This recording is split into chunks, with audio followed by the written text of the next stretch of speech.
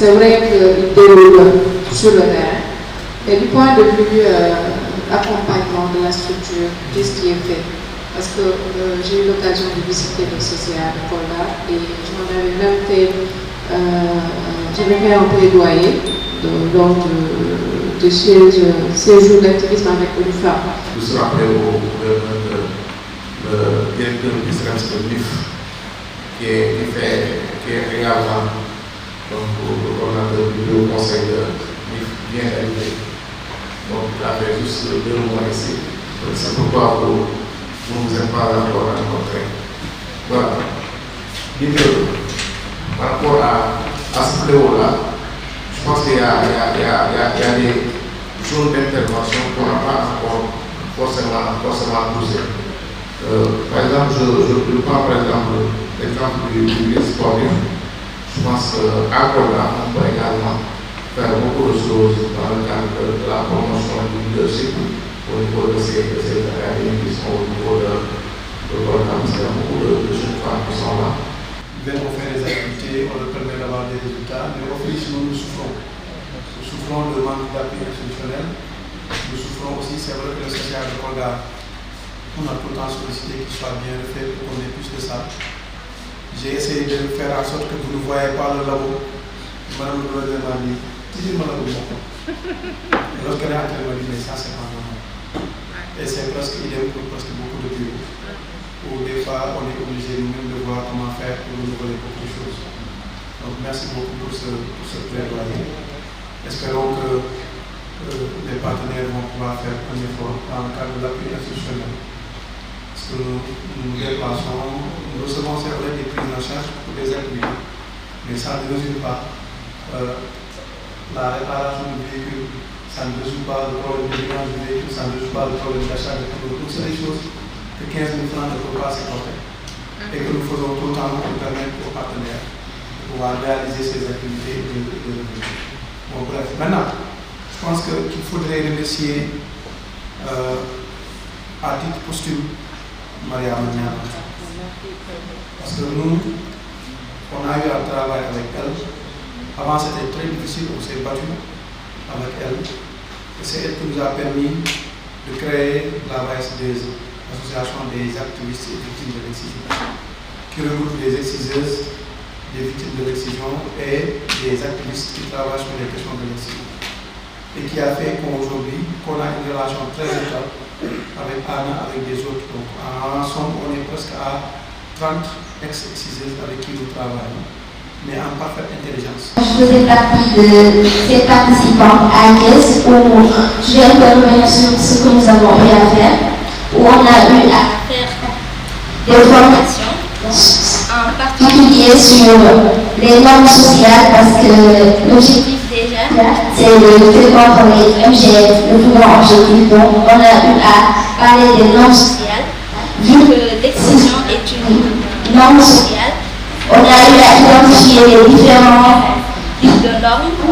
On a eu à étudier en profondeur les normes sociales et vu que nous sommes des champions de relais communautaires, nous sommes appelés à partir discuter avec nos mères, nos pères, en fait la communauté.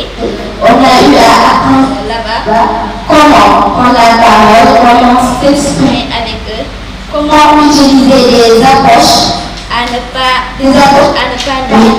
Donc, on a eu en quelque sorte à apprendre comment aller sur le terrain, comment faire un programme et bien d'autres choses qui nous a permis, une fois revenus ici, à pouvoir mener nos activités, comme Dr. Barakasi l'a expliqué dans à Saint-Kenyé, à Dar, je fais partie de ces jeunes filles qui mènent des activités là-bas, des dialogues mère-fille. Et vraiment, on a senti l'impact parce qu'une fois qu'on est arrivé grâce aux formations qu'on a reçues, on a d'abord essayé d'instaurer la confiance entre nous et la communauté. On n'est pas directement allé pour leur dire arrêtez l'excision, c'est pas bien. Donc on a tout d'abord commencé à parler du bien-être de la femme, en commençant avec l'hygiène menstruelle, les mariages, les grossesses. En fait, on est revenu sur les violences basées sur le genre jusqu'à finalement aller sur les mutilations génitales féminines. Vu qu'avec tous les autres thématiques précédentes, la communauté a été d'accord avec nous, a vraiment vérifié et a trouvé que ce que nous disions était crédible. Je pense qu'ils ont aussi eu une raison de nous écouter quand on parle de décision. Donc, mon intervention, c'est par rapport, dans le projet, c'est par rapport à l'implication des femmes. Au niveau de l'ARD, en tant que fraternité des collectivités locales, a aidé les collectivités locales à mettre en place des plateformes de femmes. Plateforme de femmes, c'est quoi? C'est une entité qui regroupe des groupements féminins désirant faire part à cette entité-là. Donc, ces plateformes existent dans toutes les communes de la région de Kolda. Dans toutes les communes. Elles existent aussi au niveau arrondissemental, elles existent au niveau départemental, et il y a une plateforme régionale qui coiffe toutes ces plateformes-là. Donc, c'est des femmes, elles ont même un groupe WhatsApp. Dans le cadre des ateliers, des formations qu'elles font des comptes rendus dans cette plateforme-là pour informer les femmes. Je crois vraiment que c'est très important de mettre en relation les clubs des jeunes filles et les femmes. Puisque nous tous nous savons, ces femmes-là, c'est elles qui sont des mamans aujourd'hui. Il y a des jeunes femmes dans ces plateformes-là et il y a des grands-mères. Et nous tous, nous savons que dans nos communautés, les grands-mères sont très influentes. C'est elles-mêmes qui amènent les enfants pour qu'on les nutrit. Nous tous, nous le savons. Nous savons qu'elles sont très influentes dans la famille. Donc, je crois qu'elles doivent être impliquées. Par rapport aux plateformes qu'on doit mettre en place, je crois que tout de suite, M. Kamara l'a dit, le CDP est là. Nous, au niveau de l'ARD, on a fait l'expérience avec notre partenaire ACCD. On avait mis en place un comité qui regroupait tous les intervenants au niveau de la région de Kolda, intervenants dans le genre, les pratiques néfastes, les MGF et autres. Mais après le projet, la plateforme, bon, presque ça ne fonctionne pas. On met toujours des plateformes pour un projet, et après le projet, la plateforme disparaît, ou bien le cadre disparaît. Moi, la proposition que ce que je propose, c'est puisque le CDP est là et ça fonctionne, vraiment qu'on essaie d'ouvrir des tiroirs et ne pas créer là puisque ça existe, ouvrir un tiroir, plateforme MGF et vraiment essayer de travailler avec le CDP. Bonjour, je m'appelle Mme Kamara Kantoum et je suis la chef de projet TIDLM au niveau d'Amrafex Africa. The Girl Generation Support African-led Movement to End the FGMC. Le mouvement en tout cas des filles, ou la génération filles, supportait les mouvements pour mettre fin aux mutilations génitales féminines. C'est un projet pour la promotion de l'abandon des mutilations génitales féminines et de l'excision, mais qui met l'accent plus sur le leadership des jeunes filles. Donc c'est un projet qui est centré sur les jeunes filles et les femmes. L'objectif principal recherché dans ce projet, c'est bâtir des mouvements forts qui vont nous permettre en tout cas d'arriver à éradiquer la pratique des mutilations génitales féminines, plus précisément de l'excision que nous pratiquons ici au niveau du Sénégal.